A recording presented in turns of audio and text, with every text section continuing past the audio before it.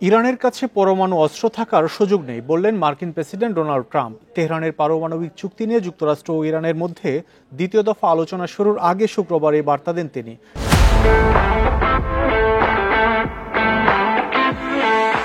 ইতালির রোমে বৈঠকটি হবে।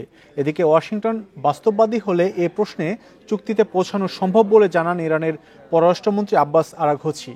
মস্কোতে রুশ পররাষ্ট্রমন্ত্রী লাভরভের সঙ্গে আলোচনার পর যৌথ সংবাদ সম্মেলনে এই মন্তব্য করেন তিনি। এদিন তেহরানের স্বাস্থ্য মন্ত্রণালয় পরিদর্শনকালে ইরানের প্রেসিডেন্ট মাহমুদ পেজেশকিয়ান বলেন, ইরান যুদ্ধ চায় না, তবে আঞ্চলিক বিরোধ সমাধানের চেষ্টা করছে। এ সময় ইসরায়েলের বিরুদ্ধে সফটওয়্যার, হার্ডওয়্যার ও সামাজিক যোগাযোগ মাধ্যমে সন্ত্রাসবাদ ছড়ানোর অভিযোগ তোলেন তিনি।